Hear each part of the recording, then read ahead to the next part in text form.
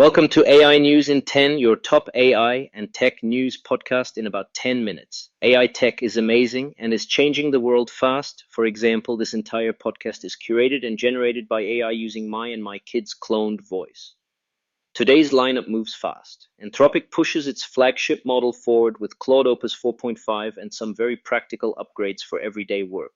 Nvidia's latest earnings crush expectations and ease those AI bubble jitters. OpenAI inks a 7-year, $38 billion deal with Amazon Web Services to secure a mountain of compute. The European Union hits pause on key parts of its AI Act until 2027, and Palo Alto Networks writes a $335 billion check for Chronosphere to fuse observability with AI-driven security. Let's jump in. And now a word from our sponsors. Need elite developers fast? Elite Coders connects you with rigorously vetted senior engineers in 24 to 48 hours. Staff augmentation, dedicated teams, or full project delivery, we've got you covered. Visit elitecoders.co to get started today. Again, that's elitecoders.co. Now let's dive into today's stories. Story 1. Anthropic just rolled out Claude Opus 4.5 with better coding, more capable agents, and smoother computer use for everyday tools. Opus 4.5 is available across Anthropic's apps and API, and it's shipping with a 200,000 token context window plus price cuts versus earlier Opus releases. Anthropic says it's now state-of-the-art on real-world software tasks, including an industry-leading 80.9% on the SWE Bench verified coding benchmark, and it's expanding into concrete workflows like Excel modeling and a Chrome assistant.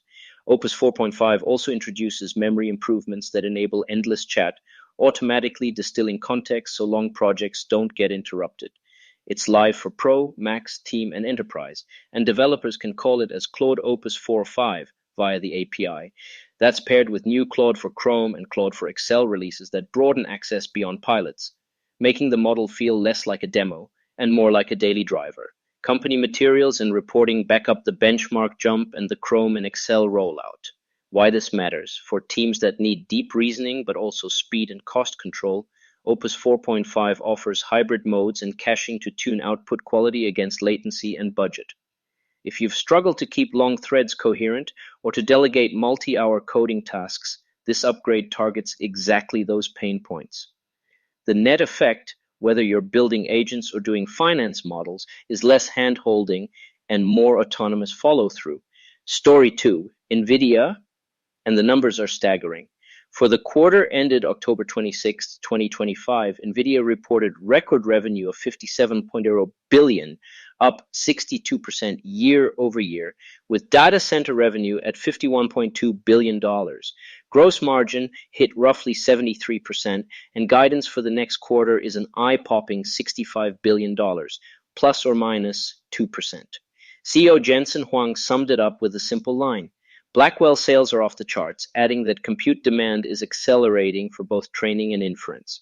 Markets read this as confirmation that the AI spend cycle remains intact. Even without the market color, the company's print and guidance were enough to move indices. That's from Nvidia's newsroom and investor releases, with further context from the financial press. Beyond the headline, there are a few strategic nuggets. Nvidia says it's set new MLPerf records, is scaling partnerships across telecom, cloud, and national initiatives, and continues to invest in networking and new data center silicon, widening the moat beyond GPUs. In other words, this isn't just a chip story.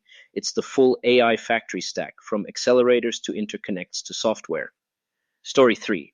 OpenAI has diversified its compute footing with a 7-year, $38 billion agreement to run massive workloads on Amazon Web Services. The deal gives OpenAI access to hundreds of thousands of Nvidia GPUs on AWS, with capacity coming online immediately and scaling through 2026.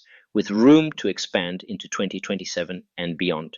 It's the clearest sign yet that OpenAI intends to be multi-cloud after restructuring earlier this month.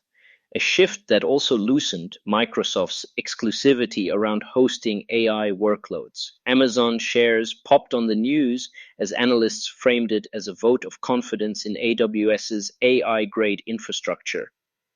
That's based on wire reports and follow-on analysis of rollout timing and infrastructure details. Why this matters: the compute bottleneck remains the gating factor for frontier models and agentic systems. Locking in assured access to advanced Nvidia clusters at this scale, on top of OpenAI's other cloud partnerships, reduces scheduling risk for training and deployment. It also underscores how the AI era is consolidating around hyperscalers that can marshal chips, power, and networking at national infrastructure levels. Before we continue, here's a quick message from our sponsors. This episode is brought to you by Family GPT, the AI chat platform actually designed for kids.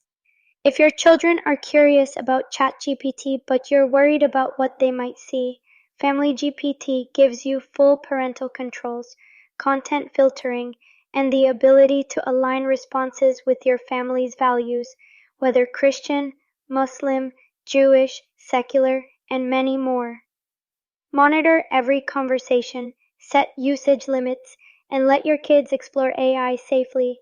No ads, no data selling, complete privacy. Sign up free at familygpt.chat. That's FAMILYGPT.chat. All right, let's get back to it. Story 4. Europe hits pause.